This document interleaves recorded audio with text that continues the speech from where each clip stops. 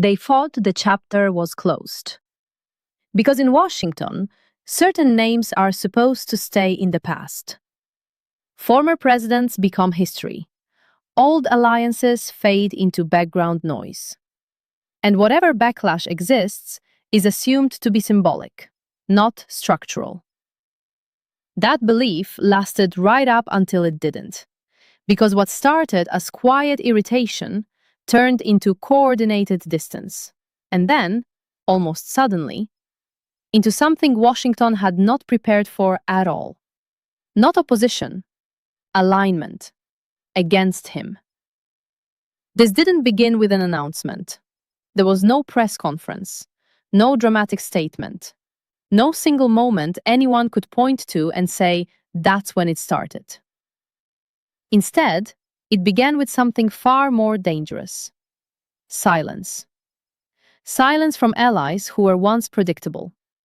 Silence from partners who normally rushed to reassure. Silence that lingered just long enough to feel intentional. At first, it was dismissed. Allies always grumble. Backlash always exists.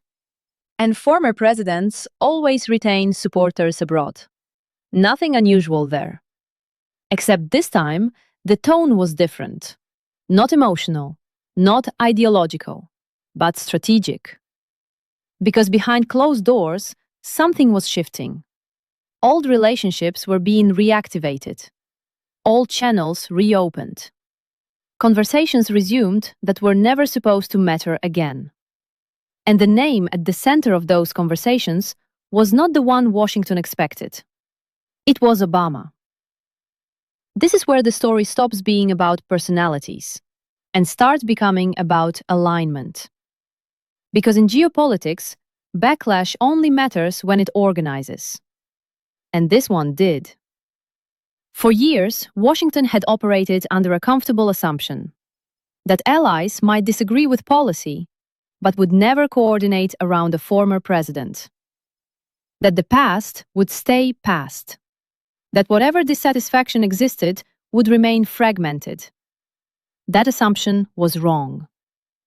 What made this moment so unsettling was not that allies criticized Trump. That had happened before. What made it different was that the criticism began lining up. Not publicly at first, but in action, in timing, in language, in sudden policy hesitation, where cooperation used to be automatic. And then came the unmistakable signal. Not a speech, not a headline, but a shift in behavior that could no longer be explained away as coincidence. Multiple allies began referencing the same framework, the same priorities, the same diplomatic language. Language that had not been used seriously in years. Language associated with an earlier era. This was not nostalgia. It was recalibration. Inside Washington, this triggered something far more serious than outrage. It triggered recognition. Because when allies begin coordinating without you, the issue is no longer disagreement. It is relevance. The initial reaction was disbelief. Former presidents don't have power. Allies don't turn overnight. And global alignment doesn't change because of sentiment. Those ideas are comforting. They are also incomplete. Because power is not always exercised from office. Sometimes it is exercised from memory, from comparison, from the quiet question allies ask themselves when trust begins to erode. Was it better before? That question began circulating quietly, not in public forums, but in diplomatic rooms, policy briefings, and strategic discussions where tone matters more than headlines. And once that question is asked seriously, the ground starts to move. This is why the reaction inside Washington felt disproportionate to what the public could see. Because the public was watching noise. Washington was watching structure. Allies were not turning against Trump in a dramatic sense. They were doing something more consequential. They were hedging, repositioning, preparing for a future where alignment with Washington felt less stable than it once did. And the most dangerous part? They were doing it together. Coordination among allies does not require public agreement. It requires shared hesitation, shared caution, shared signals that say, let's not commit the way we used to. That hesitation spread faster than anyone expected, because it wasn't driven by ideology. It was driven by risk assessment. This is where the word panic begins to appear in analysis. Not emotional panic, strategic panic. The kind that happens when planners realize that control is slipping quietly, not loudly. Because once allies begin referencing alternative frameworks, once they begin reopening relationships thought to be symbolic, once they begin synchronizing their distance, the problem is no longer optics. It is momentum. And momentum is hard to stop once it builds. This is why the backlash mattered.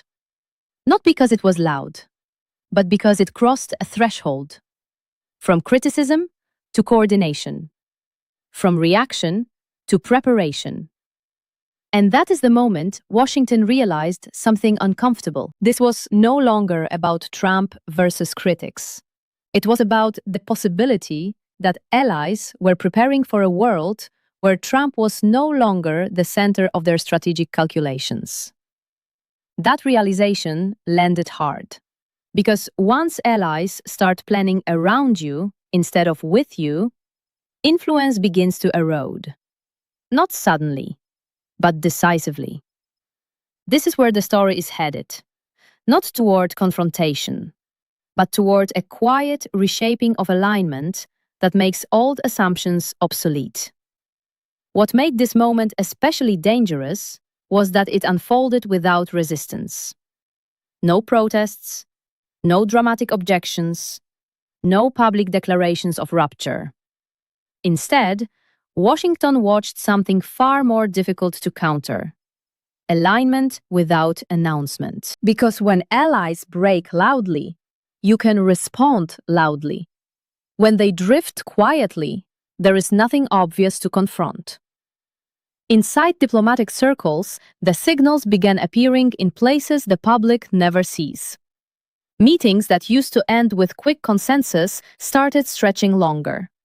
Language that once sounded automatic became carefully qualified.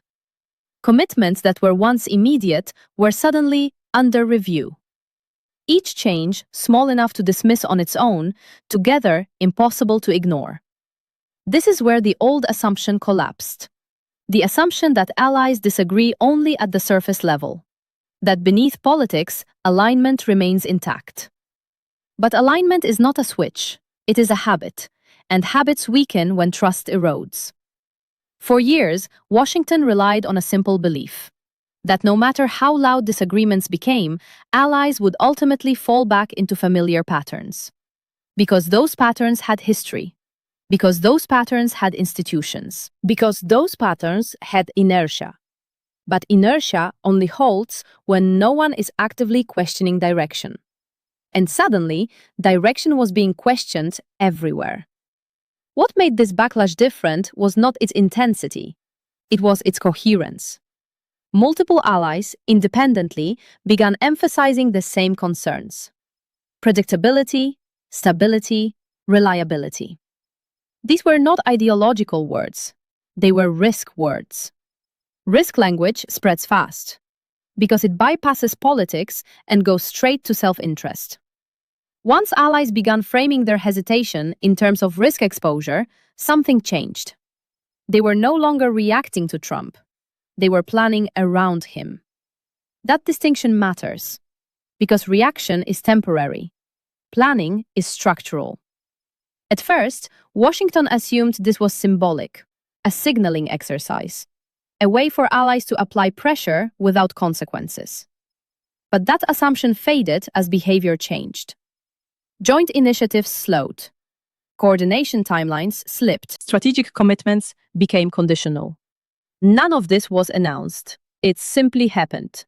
This is where Obama's name resurfaced, not as a leader, but as a reference point, a baseline, a way for allies to communicate without saying too much. When officials spoke about restoring familiar frameworks or returning to proven approaches, the meaning was understood. They were talking to each other, not to Washington. This was not nostalgia, it was calibration. For Washington, this triggered a realization that could not be addressed with messaging, because messaging only works when alignment already exists. What was happening here was alignment being redrawn, quietly, carefully, collectively. The uncomfortable truth was this. Allies were not choosing sides. They were choosing insurance. They were building distance not because they wanted conflict, but because they wanted options. And options reduce leverage. This is where the sense of panic began to emerge. Not in public statements, but in strategic behavior. Washington began accelerating outreach. Reassurances multiplied. Signals of continuity were pushed harder than before. But reassurance only works when trust is already there. And trust, once questioned, cannot be rushed back into place. The more Washington emphasized stability, the more allies noticed the effort. And effort itself can be revealing. Because when reassurance becomes urgent, it suggests uncertainty. That uncertainty fed the alignment shift. Because allies do not like uncertainty in leadership. They manage it. They hedge against it. They reposition. What made this moment uniquely destabilizing was that no single ally led the shift. It was collective, diffuse, unattributable, which made it impossible to counter directly. You cannot confront a pattern, you can only observe it. This is why Washington felt boxed in. Respond too aggressively, and you confirm fears. Respond too softly, and the drift continues. Either way, the old certainty was gone. The backlash had crossed a line, not into open opposition, but into strategic independence. And once allies begin exercising independence in coordination, the balance of influence changes permanently. This is the phase most people never notice, because it does not look like conflict. It looks like diplomacy continuing as normal. But underneath, the logic guiding that diplomacy has shifted. The danger was not that allies turned against Trump. The danger was that they stopped centering him in their calculations. Because influence is not lost when others oppose you. It is lost when they plan as if you are optional. And that is exactly what was happening. Quietly, methodically, together. What Washington underestimated was how quickly perception can solidify once it begins to spread. Because allies don't need proof to reposition. They need signals. And signals were everywhere. A delayed statement here, a carefully neutral tone there. An unexpected absence from a joint appearance that normally would have been automatic. Each one small, together, unmistakable. Inside Washington, the discomfort grew not because of what allies were saying, but because of what they stopped saying. There was no rush to defend, no instinctive alignment, no immediate chorus of reassurance. That silence carried more weight than criticism ever could. This is when internal conversations began shifting from confidence to contingency. Not how do we proceed, but what if this alignment doesn't hold? That question changes everything. Because once contingency planning begins, it implies trust is no longer assumed. For years, Washington had relied on an unspoken hierarchy. That when tensions rise, allies may hesitate, but they do not coordinate hesitation. That coordination belongs to blocs, not partnerships. That assumption had been quietly invalidated. What made the moment especially difficult to address was its ambiguity. There was no declaration to respond to, no agreement to challenge, no confrontation to de-escalate. Just a pattern emerging slowly enough that no single action could be blamed. This is why the Obama reference mattered so much. Not because of policy, but because of symbolism. Obama represented predictability, process, familiar rhythm. By invoking that era indirectly, Allies were not endorsing a person. They were expressing a preference for a system they felt they could rely on. That preference did not need to be stated. It was communicated through behavior, through alignment in tone, through synchronization in caution, through shared reluctance to fully commit. This is how alliances drift, not through betrayal, but through recalibration. Washington's mistake was assuming that loyalty behaves like ideology. It does not. It behaves like risk management. When perceived risk rises, loyalty becomes conditional. And risk, in this case, was not about policy disagreements. It was about volatility, unpredictability, the fear that commitments made today might not hold tomorrow. Once that fear takes root, reassurance becomes harder to deliver. Because reassurance relies on consistency, and consistency was precisely what allies felt was eroding. This is where the word panic enters serious analysis. Not as an emotional reaction, but as a strategic state. The moment when planners realize that influence is no longer guaranteed and may already be slipping quietly. Inside Washington, efforts to regain narrative control intensified. Outreach increased. Messaging sharpened. Diplomatic signals multiplied. But these efforts arrived after the alignment shift had already begun, and late reassurance often signals weakness rather than strength. Because when confidence is high, reassurance is unnecessary. When reassurance becomes urgent, it suggests doubt. That doubt was not lost on allies. If anything, it reinforced their instinct to hedge further. This created a feedback loop. Washington reassured harder. Allies hesitated more carefully. Hesitation signaled risk. Risk justified further hedging. None of this appeared dramatic. That was the danger.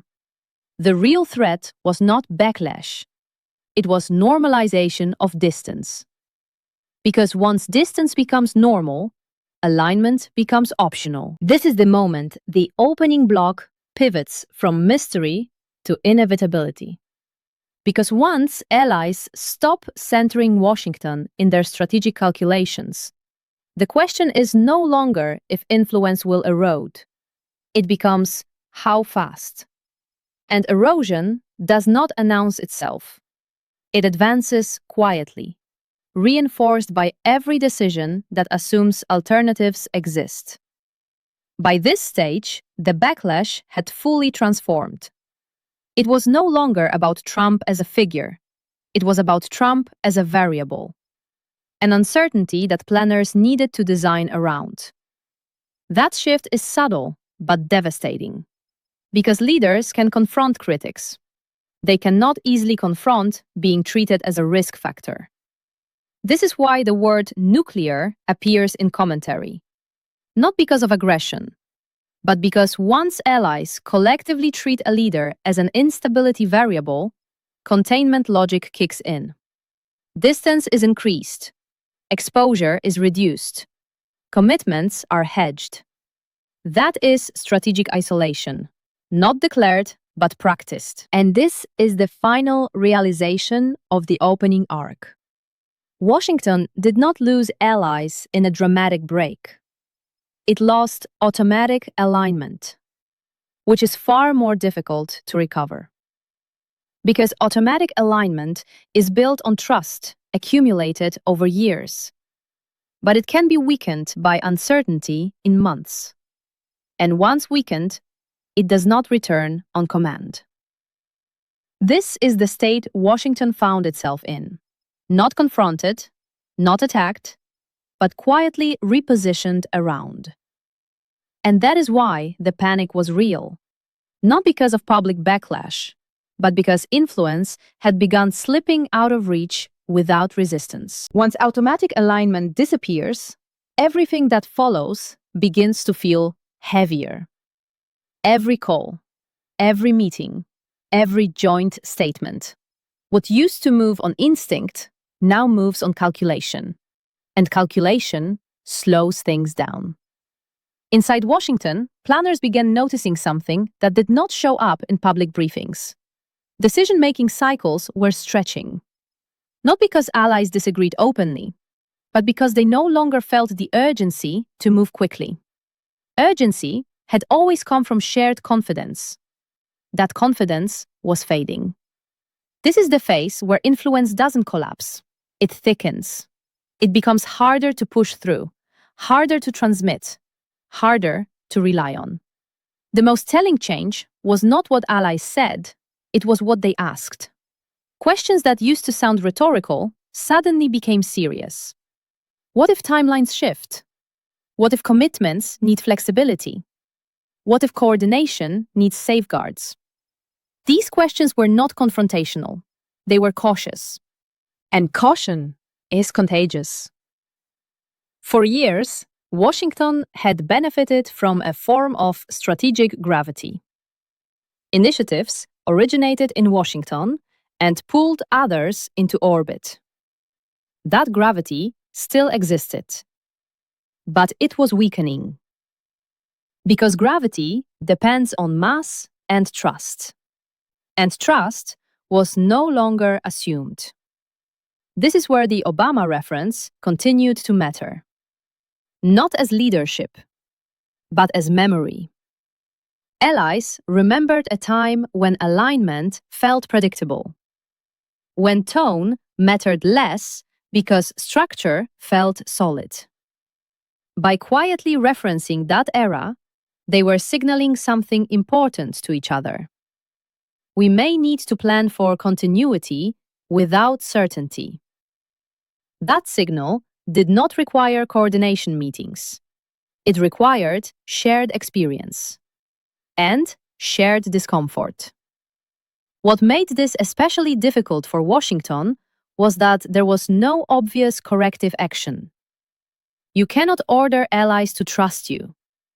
You cannot demand automatic alignment. You can only create conditions where alignment feels safe. And safety, once questioned, takes time to restore. Time Washington did not have, because global pressures were increasing. Trade friction, security uncertainty, technological competition. All of it required faster coordination, not slower. Yet coordination was slowing. This created a paradox. The more Washington needed alignment, the less automatic it became. The more urgent the environment felt, the more cautious allies grew. This is when internal assessments began changing tone. Not in public language, but in private analysis. The word assumption began appearing more often. Assumption of support, assumption of alignment, assumption of shared risk tolerance. Each assumption was now marked with qualifiers. Qualifiers are dangerous because they signal uncertainty to everyone reading the document. And uncertainty spreads faster than confidence. As this recalibration continued, something else became apparent. Allies were not coordinating against Washington. They were coordinating around uncertainty. That distinction matters, because it means there was no single decision to reverse, no agreement to renegotiate, no block to confront. This was not opposition. It was adaptation. And adaptation is far more difficult to counter. Washington's traditional tools were built for opposition: diplomacy, pressure, incentives. But adaptation responds poorly to all three. Because adaptation is not emotional, it is structural. This is why the initial responses felt mismatched. Strong statements met careful silence. Urgent messaging met procedural delay. Reassurance met polite acknowledgement. Nothing broke. Nothing escalated. But nothing snapped back into place either. By now, the shift had become visible to anyone looking closely. Joint initiatives were still announced, but with more caveats, more review periods, more language about ongoing consultation. This language signals something important. It signals that decisions are no longer assumed to be final, that flexibility is being preserved, that exits are being kept open. Keeping exits open is not hostility, it is hedging. And hedging changes the balance of influence. Because when partners hedge, they are no longer fully exposed. And exposure is what gives alignment its force. This is where Washington faced a structural problem. It could not punish hedging without accelerating it. It could not ignore hedging without accepting reduced influence. Either response carried cost. This is the trap of quiet realignment. It leaves no good countermove. As weeks passed, the pattern solidified, not into opposition, but into a new normal. A normal where Washington's initiatives were still central, but no longer singular. Alternatives began appearing. Parallel discussions, secondary frameworks, backup coordination channels. None of them replaced Washington, but each one reduced dependency on it. This is the point where influence begins to fragment. Not dramatically, but irreversibly. Because once alternatives exist, they do not disappear easily. They sit quietly in the background, ready to be used if needed. And the mere existence of alternatives changes how primary channels are treated. Washington began realizing that it was no longer the only reference point.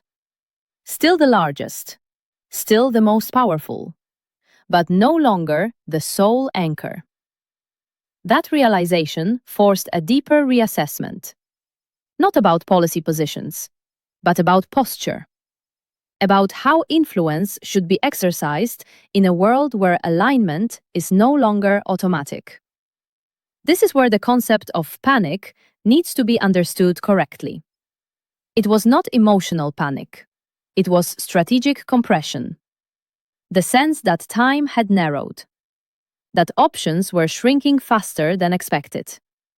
Because rebuilding automatic alignment takes years, but losing it can happen quietly in months. By this stage, the backlash had fully matured into something else. A distributed shift in how allies related to Washington. Less instinct, more calculation.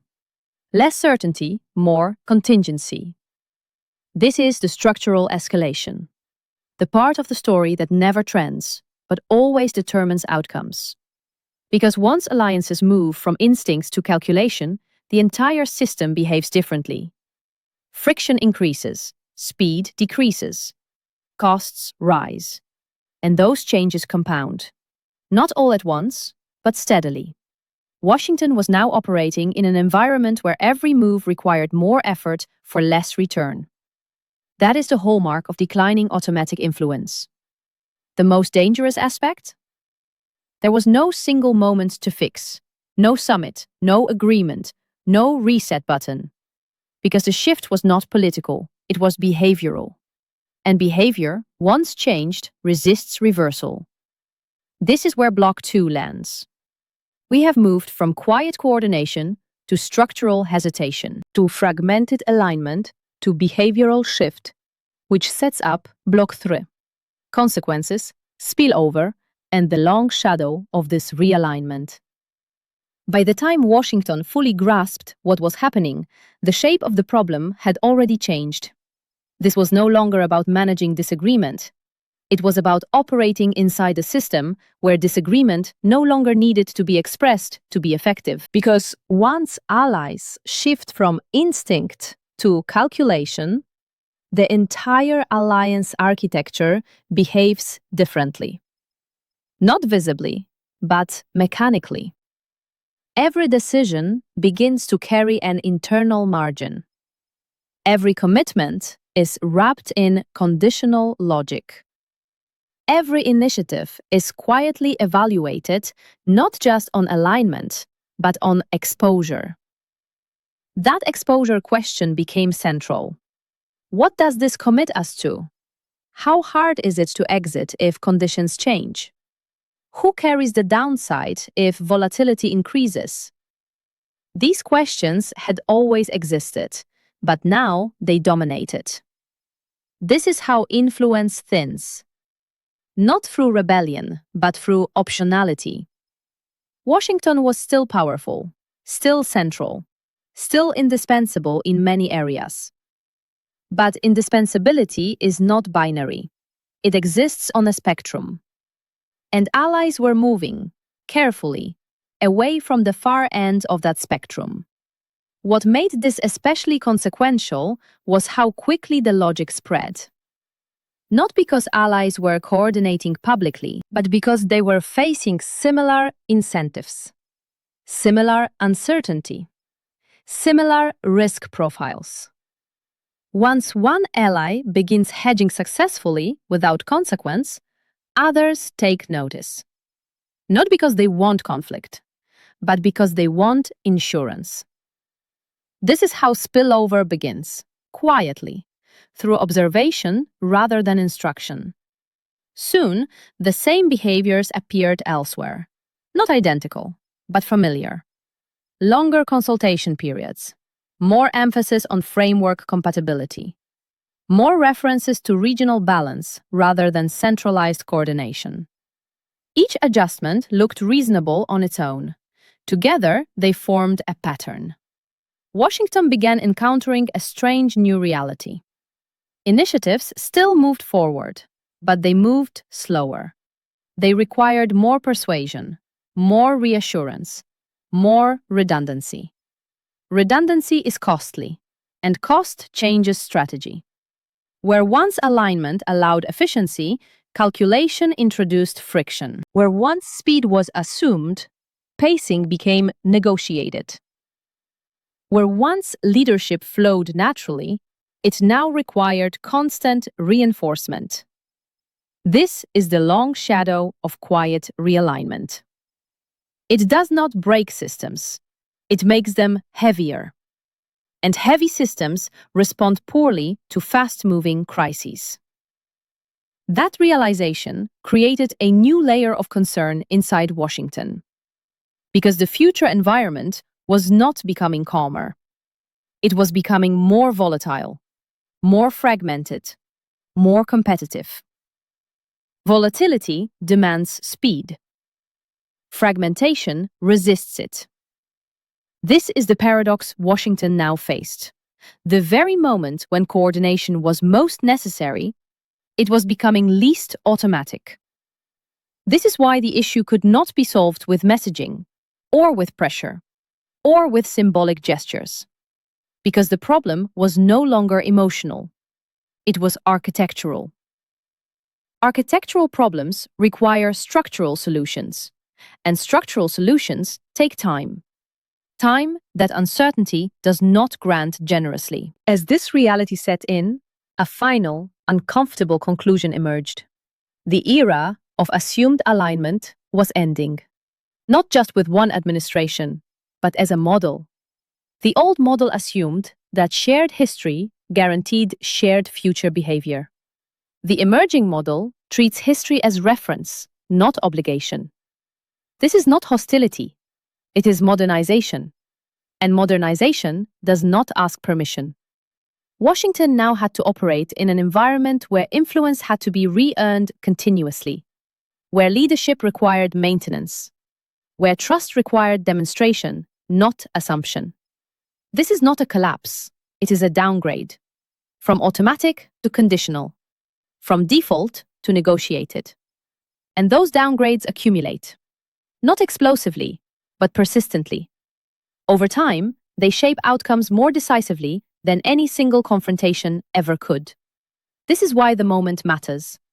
Not because allies turned against Trump, but because they stopped treating alignment as inevitable. That shift outlasts any one figure, any one administration, any one crisis. It becomes embedded in procedures, in planning, in how risk is evaluated. And once embedded, it does not disappear easily. Because removing it would require certainty to return, predictability to stabilize, trust to rebuild. Those things are possible, but they are slow. And they require consistency across time, not intensity in the moment. This is the final consequence of the backlash. Not nuclear confrontation, but nuclear recalibration. The kind that alters the core assumptions of how power is exercised. Influence still exists, but it must now move through friction, through hesitation, through optionality. And that is a very different world to operate in. That is the world this moment ushered in, quietly, irreversibly, without a single dramatic break. What followed was not a dramatic rupture. It was something far more enduring. A change in how decisions were weighted. Once optionality becomes normal, every future choice is filtered through a different lens. Not is this aligned, but is this reversible? That single shift alters everything. Reversibility became the quiet obsession. Can we step back if conditions change? Can we slow roll commitments without signaling opposition? Can we keep doors open without closing others? These questions replace the old ones. And once they do, alignment loses its automatic force. Washington began encountering this logic everywhere. In defense coordination, in trade frameworks, in technology partnerships. Not refusal, just flexibility. Flexibility sounds harmless, but in geopolitics, flexibility dilutes momentum. Momentum requires confidence. Confidence requires trust. And trust requires predictability. Predictability was now in question. Not because of one decision, but because of a pattern. Patterns are dangerous because they do not need to be agreed upon. They emerge, they stabilize, they persist. The most striking part was how little resistance this pattern faced. No ally wanted to be the first to push back publicly. But no ally wanted to be the last to hedge. So everyone hedged quietly. This created a ceiling on how far coordination could go without friction. And once a ceiling exists, ambition adjusts to it. Washington noticed that proposals were being shaped differently. Smaller scope, shorter timelines, more escape clauses. Not because allies lacked commitment, but because they wanted room. Room is the currency of uncertainty. And uncertainty was now the shared environment. This is the point where the story leaves individuals behind.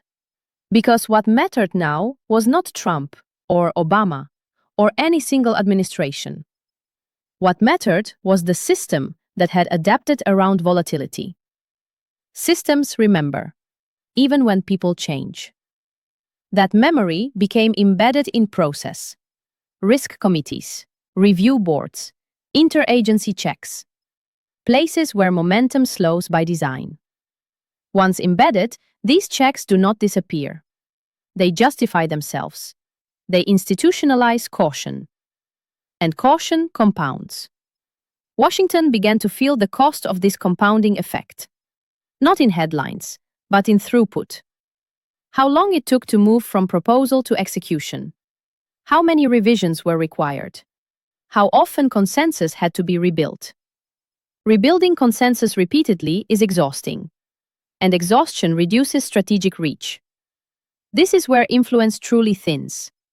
not at the center, but at the edges, where speed matters, where initiative matters, where hesitation can decide outcomes.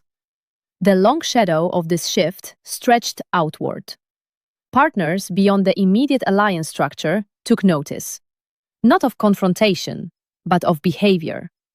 If close allies were hedging, why shouldn't others? The logic was transferable, not ideological, practical. Soon, similar patterns appeared in adjacent relationships. More emphasis on regional autonomy, more diversified partnerships, more layered commitments, each layer reducing exposure, each layer increasing resilience. This is how systemic change propagates, not through leadership, but through imitation. Washington was now operating in a field where influence had to pass through filters it did not design. Filters that slowed, filtered, buffered. Buffers absorb shock. They also absorb pressure. This is why pressure-based strategies felt increasingly blunt. Not ineffective everywhere, but less decisive. Decisiveness had once been Washington's advantage. Speed, clarity, direction. Now, direction still existed, but speed was contested. Clarity diluted. This forced a strategic humility, not always acknowledged publicly, but recognized internally. The question shifted again, from how do we lead to how do we remain central in a system designed to reduce centrality. There is no quick answer to that, because centrality now had competitors, not rivals, alternatives. Alternatives are the quiet enemies of dominance, because they do not challenge it, they erode it. The final realization of Block 3 settles here. This was not a backlash that burned out. It was a recalibration that locked in. It did not depend on outrage. It depended on memory, on how instability feels, on how costly surprise can be. Once those memories exist, they guide behavior long after the triggering moment fades. That is the enduring consequence. Not humiliation, not panic, but a system that learned to protect itself from volatility. Washington remains powerful, but power now travels through narrower channels, through more conditions, through greater scrutiny. This is not decline. It is constraint. Constraint reshapes outcomes, quietly, persistently. The alliances still exist. The partnerships still function. The coordination continues. But something fundamental has changed. Alignment is no longer assumed. It is negotiated. And negotiation always favors those with options. That is the world this moment helped normalize. Not overnight, not dramatically, but conclusively. This is the long shadow, not cast by conflict, but by caution. And caution, once learned, rarely unlearns itself.